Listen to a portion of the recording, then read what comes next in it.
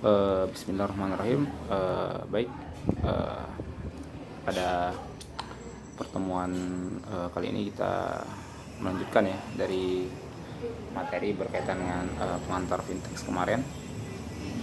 Sekarang materinya berkaitan dengan, ya pada dasarnya ini juga bahasanya termasuk ke dalam pengertian lain ya dari fintech itu sendiri ya. Atau dalam bahasa kita dikenal sebagai teknologi keuangan ya. Nah, pada dasarnya itu fintech atau teknologi keuangan itu adalah penggunaan teknologi ya dalam sisi keuangan ya, yang tentu kaitannya dengan jasa, kemudian juga layanan yang berdampak juga pada perubahan model bisnis, perubahan inovasi, dan juga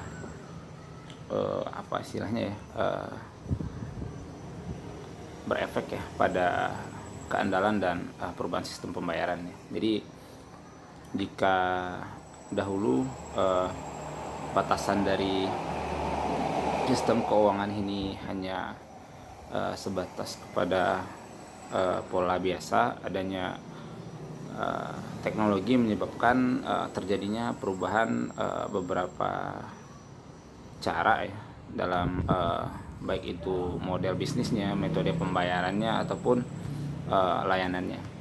Sebagai contoh, misalkan jika dahulu ya dalam upaya kita paling simpel lah narik uang di ATM, dulu sebelum fintech atau teknologi keuangan ini berkembang, kita harus pertama, kalau yang paling tradisionalnya, kita ke bank, terus bawa buku tabungan dan melakukan penarikan di sana. Nah, kemudian ada fase yang lebih lanjut ya, agak lebih maju, ada ATM yang bisa ya kita gunakan dalam upaya penarikan uang. Nah, sekarang jauh lebih meningkat lagi, tanpa harus punya ATM, tanpa harus punya atau membawa buku bank ya, kita bisa menarik secara tunai ya uang yang kita punya, asal ada saldonya. Nah, meskipun teknologinya ada, misalnya m-bankingnya ada, tapi saldonya nggak ada, itu nggak bisa ditarik juga ya. Jadi kita bisa melakukan penarikan tanpa harus membawa alat-alat tradisional tadi ya, karena memang teknologi itu membuat sesuatu yang pada dasarnya dulu agak sulit atau bahasanya ribet, harus menyebabkan kita memiliki suatu ruang yang besar ya. Kita harus bawa buku tabungan, bawa dompet, sehingga menyebabkan kita lebih ribet lah dibandingkan dengan teknologi ini. Nah, dengan adanya fintech dalam bentuk m-banking, nah kita bisa menarik uang kapanpun, dimanapun kita mau.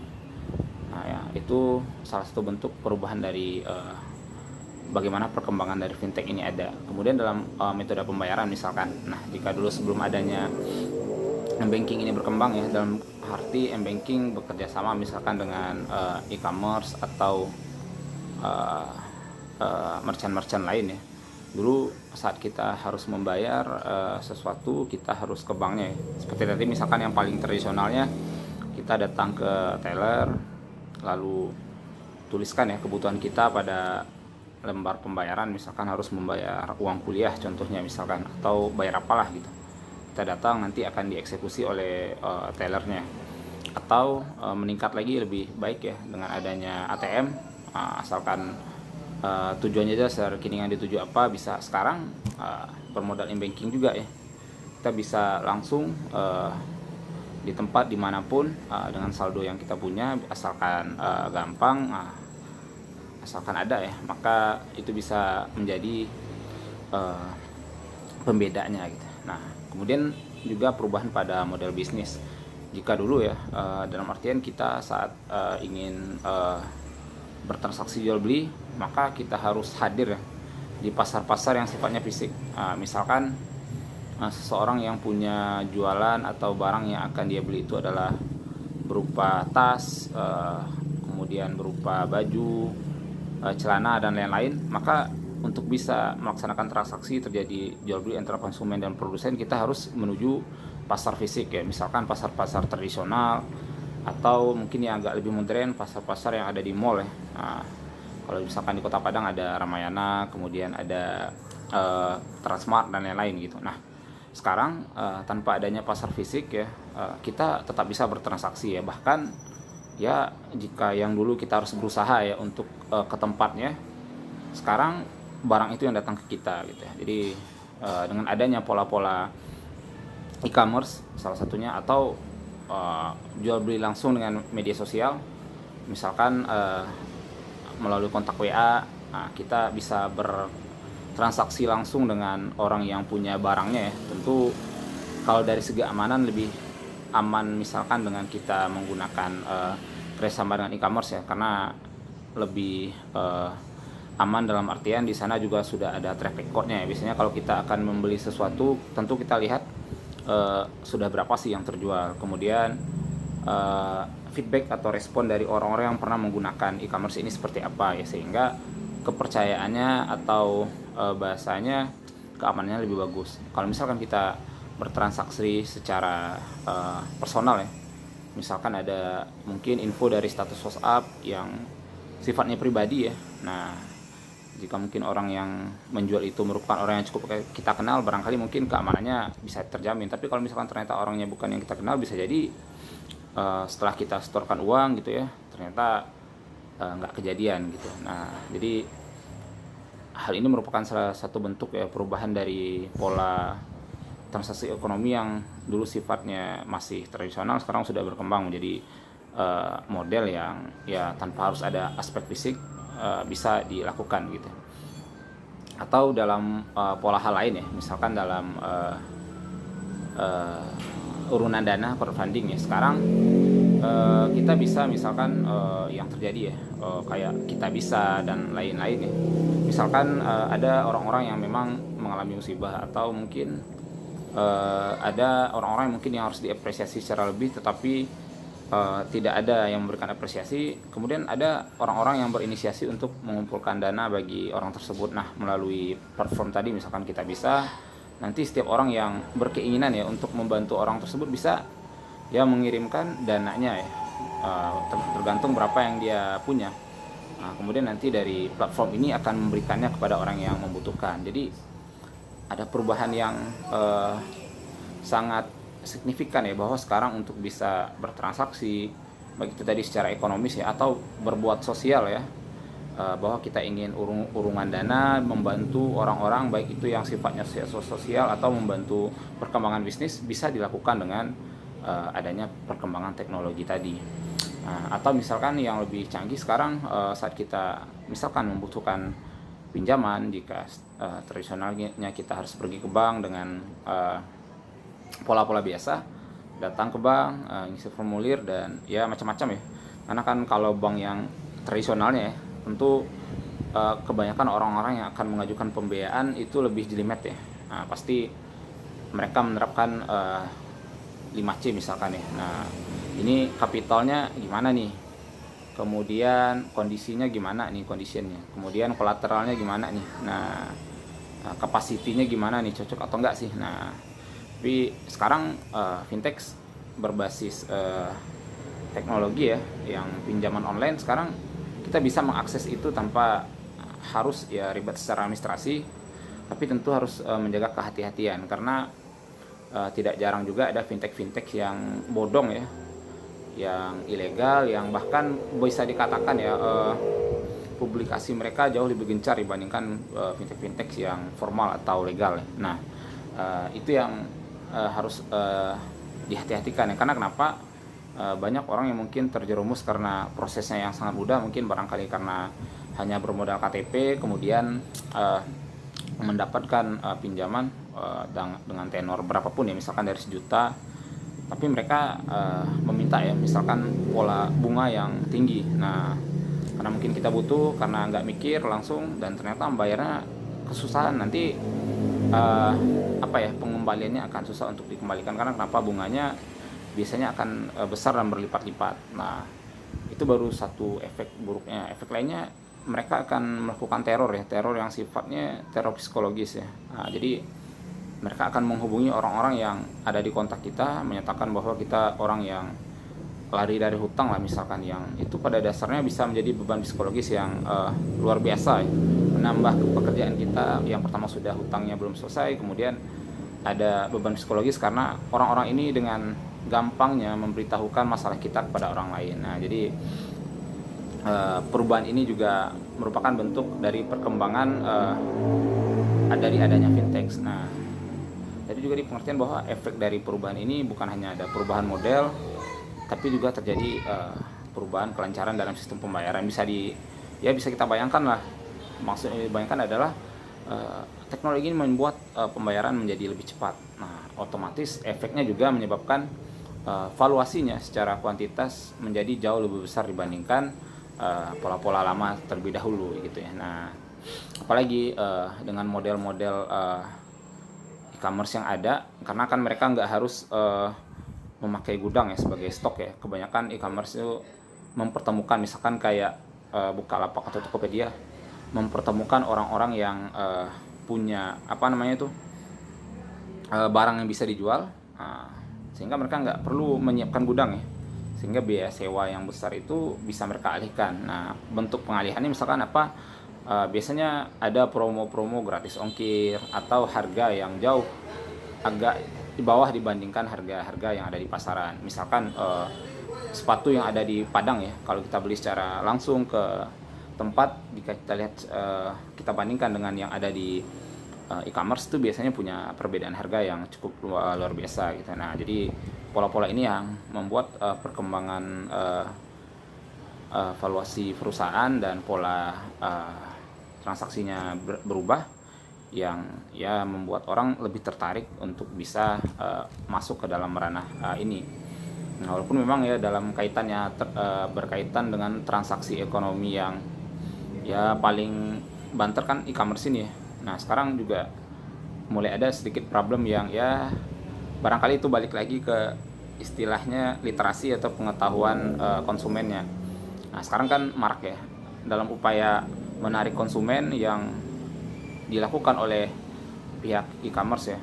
Sebagai contoh mungkin yang paling populer itu Shopee, mereka mengadakan sistem pola COD ya, cash on delivery ya, atau bahasanya kita bisa bayar di tempat. Nah, tapi banyak orang beranggapan bahwa saat COD kan harusnya barang ini hubungannya antara konsumen dan merchantnya ya, si Shopee ya. Mereka membelinya barang via Shopee, maka harusnya konsumennya itu berhubungan atau komplainnya ke Shopee-nya. Nah, cuman muncul beberapa problem baru kan dalam upaya kelancaran pengiriman barang ya. E-commerce tidak bisa berdiri sendiri, maka mereka akan dibantu oleh perusahaan-perusahaan ekspedisi, perusahaan logistik ya. Ya bisa jadi mungkin JNT atau JNE atau Ninja Express atau ya bentuk-bentuk lain lah dari perusahaan-perusahaan ini. Nah, terkadang masyarakat karena mungkin literasinya rendah ya, karena kan harusnya barang diterima dulu baru dibayar dulu baru dibuka ya. Banyak masyarakat yang ngeyel kali ya, karena literasinya rendah, mereka buka terus karena barang gak sesuai nggak mau diambil. Nah, sehingga efeknya apa nih, yang bertanggung jawab si kurir. Nah, tentu itu merugikan ya, karena kita tahu ya mereka sudah capek-capek ya pekerjaannya mengantarkan kemana-mana, belum lagi mungkin dengan upah yang belum tentu apakah sesuai UMR atau enggak gitu ya.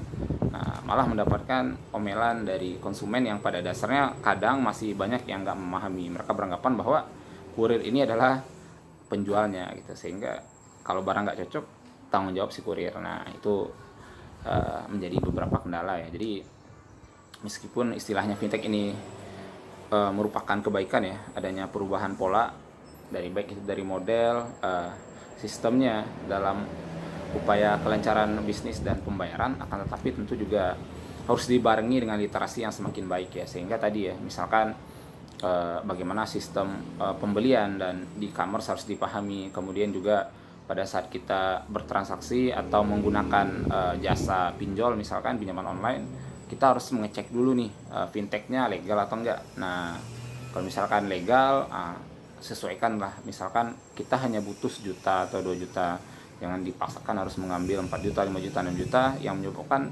nanti kewajiban yang harus kita bayarkan besar sementara kemampuan kita kecil. Nah, efeknya nanti nggak sanggup bayar, maka kita menjadi lari atau stres, atau nggak menutup kemungkinan bisa menjadi ya bunuh diri dan lain-lain gitu. Nah, makanya seiring dengan perkembangan fintech ini ya, tentu dia itu seperti dua sisi mata uang ya. Tadi bahwa manfaat yang faedahnya besar, kemudian juga risiko yang dipunya pun besar ya. Nah, sehingga kalau kita belajar di manajemen risiko ya, harus ada mitigasi yang jelas ya tentang bagaimana kalau konsepnya kita sebagai pengguna ya, fintech ini bagaimana kita menyikapinya. Nah, ini pertama harus kita buat dulu tabelisasinya ya, bahwa manfaat fintech sebesar apa. Nah, misalkan tadi ya, mempermudah, memperlancar, hemat waktu, lebih murah, kemudian jangkauannya luas. Bener, resikonya mungkin seperti tadi misalkan ada yang nggak legal, kemudian karena mungkin semua literasi kita kadang rendah, ada hal-hal yang harusnya nggak kita coba. Nah, kemudian misalkan apalagi ya, ya namanya apa ya, kadang karena kemurahannya itu, aksesnya gampang dan harganya jauh lebih turun, kadang ya nafsu kita ya untuk menggunakannya terkadang lebih besar ya. Jadi kita harus bisa membedakan antara kebutuhan dan keinginan dalam konteksnya bersama fintech ini gitu. Misalkan saat kita memang butuhnya, misalkan untuk jual beli ya, butuh barangnya standar harga 50.000, ya udah beli yang 50.000 gitu. Nah, sampai nanti saat kita melihat katalog yang lebih besar, kita memaksakan ya mengambil yang jauh lebih besar, lebih mahal, lebih besar dari itu, sehingga menyebabkan kita ya mungkin apa ya, bahasanya uang yang sudah kita rencanakan, kita planning untuk melaksanakan sesuatu terganggu.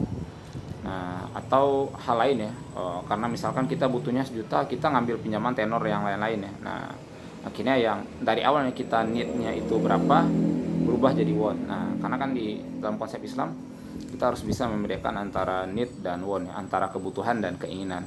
Jadi kebutuhan itu adalah yang sesuatu yang memang apa ya, kita perlukan ya.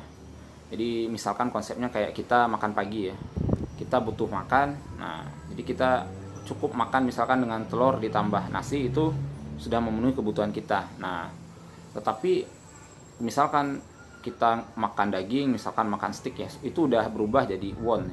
Nah, ada kalanya want ini kita mampu ya, misalkan kita punya pemasukan lebih, tapi ada kalanya juga kita nggak punya kemampuan untuk mencapai want ini, sehingga kadang dipaksakan. Efeknya apa? Berbalik kepada kita ya, semalakamannya saat keinginan kita jauh lebih besar daripada kemampuan. Nah, tentu akan membebani sehingga membuat kita kesusahan gitu. Nah, itu kan kaitannya dari sisi kita ya sebagai konsumen. Sedangkan dari sisi apa ya, negara mungkin ya sebagai yang mengatur ya perkembangan fintech ini di Indonesia, maka dalam hal ini ya, kan kebanyakan fintech ini banyak kaitannya dengan sistem pembayaran, tentu masuknya ke dalam ranah Bank Indonesia ya, karena emang Bank Indonesia itu berfungsi mengatur ya, atau ya mengatur tentang sistem lalu lintas pembayaran. Maka dalam hal ini tentu BI harus menerbitkan ya, peraturan yang mengatur bagaimana tata cara penyelenggaraan dari fintech itu sendiri. Nah, di BI sendiri mereka mencetuskan PBI ya, PBI nomor 19/12 tahun 2017 ya, tentang penyelenggaraan teknologi finansial. Jadi poin paling penting dalam peraturan ini bahwa penyelenggara ya, atau perusahaan yang ingin bahasanya apa ya, aktif ya, atau menjalankan ya fungsinya, fungsi pembayarannya atau melaksanakan jasa fintech ini, dia harus melaksanakan pendaftaran kepada Bank Indonesia sehingga nanti bisa diberikan izin ya.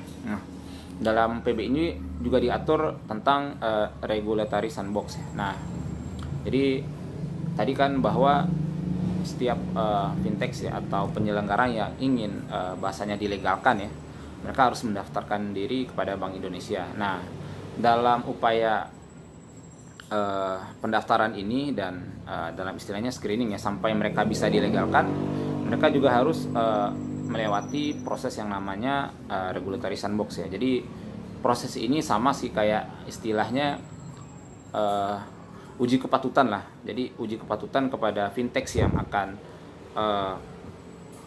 bahasanya akan berjalan, akan diaplikasikan, dioperasionalkan. Mereka harus melewati uji kepatutan dulu ya, melalui apa yang disebut sebagai regulatory sandbox ya. Nanti pada materi yang berkaitan dengan regulasi dan peraturan tentang fintech ini akan jauh lebih dibahas. Tetapi pada dasarnya ya, fintech yang akan dilaksanakan itu ya, polanya mereka harus menyiapkan master plan-nya dulu. Jadi proyeksinya fintech ini akan seperti apa, kemudian akan diuji cobakan ya selama, kalau saya ingat 6-12 bulan ya. Jadi nanti selama uji coba itu dilihat bagaimana penjalanannya, kemudian mereka nanti akan dievaluasi, dilihat, sehingga nanti kalau misalkan mereka telah mampu melewati tahapan atau proses dari regulatory sandbox ini, maka fintech ini baru bisa dilegalkan. Nah, makanya tadi kita kaitkan dengan materi awal yang menyatakan bahwa hati-hati dengan fintech ilegal.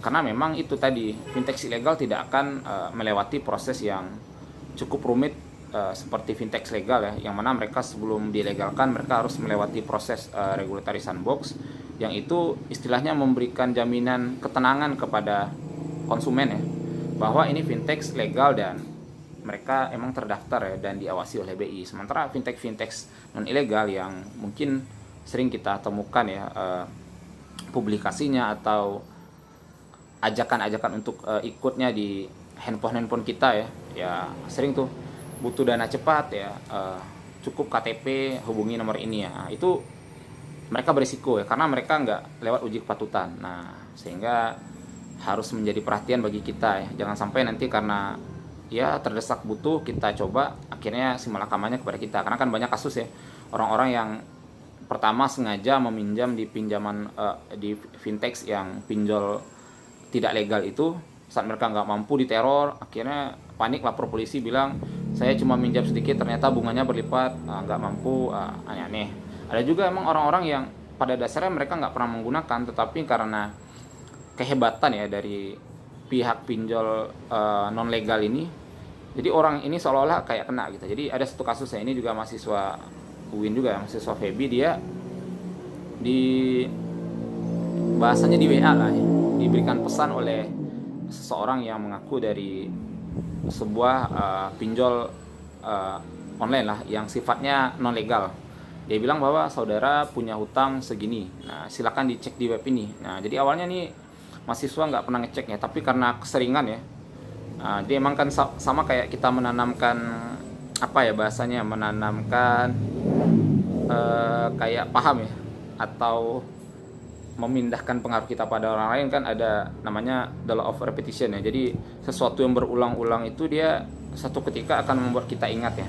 Jadi karena sering diteror ini ya, anak ini akhirnya membuka website yang dikirimkan. Ternyata ada di dalam website itu ada daftar nama bahwa dia berhutang. Nah akhirnya dia hubungi lah kan orang yang memberikan informasi ini. Ternyata dibilang bahwa saudara punya utang ini. Nah karena mungkin dia panik ya, karena hutangnya kisaran 3-4 juta, bagi mahasiswa kan uang itu cukup banyak ya. Nah, akhirnya dia ikuti tuh alur yang disuruh oleh pihak pinjol non legal ini. Nah, akhirnya dia pinjam ke pinjol A, pinjol B, sehingga efeknya hutangnya ditutup, digali, sampai ya jauh dibandingkan dengan hutang awal. Nah ternyata saat dia mungkin udah panik ya, nyari saran, dicoba tuh dicek di OJK ya. Karena kan kalau misalkan teman-teman yang sebagai kita orang Indonesia kan ada layanan SLIK ya, layanan informasi keuangan ya, sistem layanan informasi keuangan.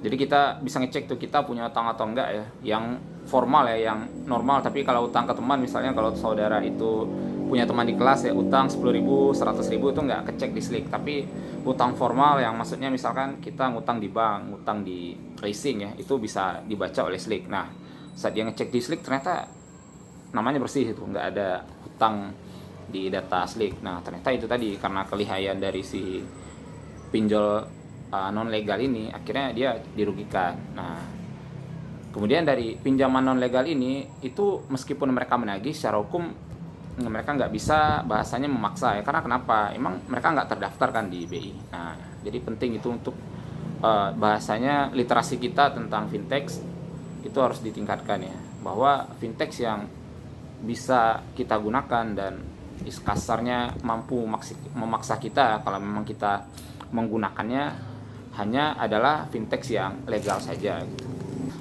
Nah, yang kedua, setelah tadi ya perkembangan dari fintech, itu ada yang kita kenal sebagai layanan keuangan digital ya. Jadi ada lagi yang dikenal sebagai layanan keuangan digital. Ini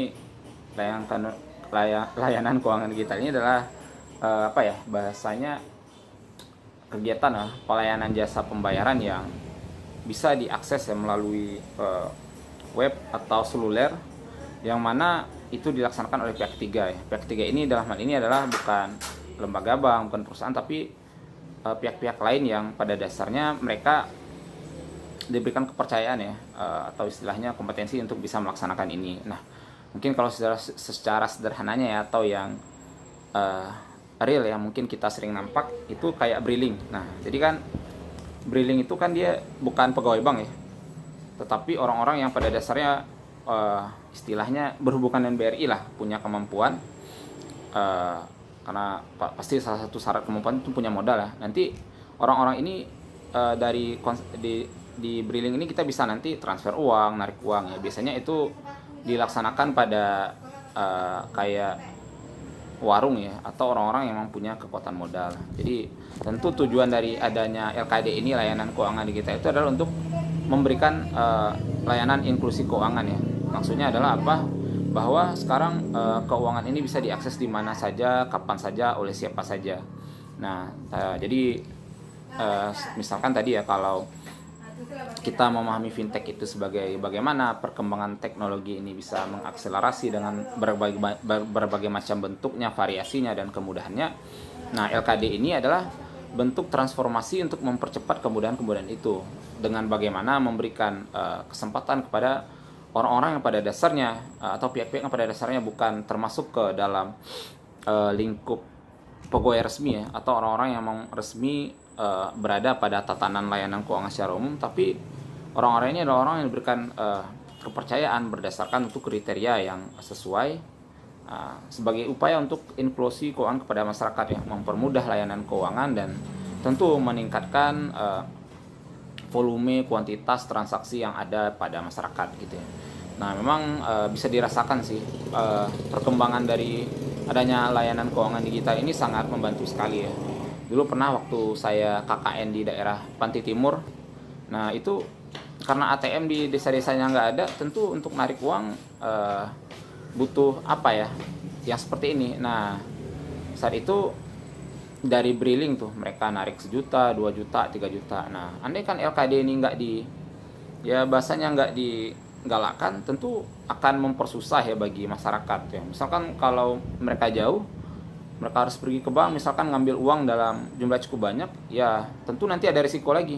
Misalkan narik 10 juta, 20 juta, 30 juta, tentu kalau di kampung ya, orang-orang yang tahu itu bisa nanti diikuti, kemudian mungkin diculik. Nah, itu juga membahayakan bagi mereka. Jadi efek dari LKD ini memang sangat membantu dalam inklusi keuangan, mempermudah transaksi, dan juga membuat masyarakat yang pada dasarnya mungkin dari dulu jauh dari akses keuangan, mereka bisa mengaksesnya dengan lebih baik dan lebih mudah.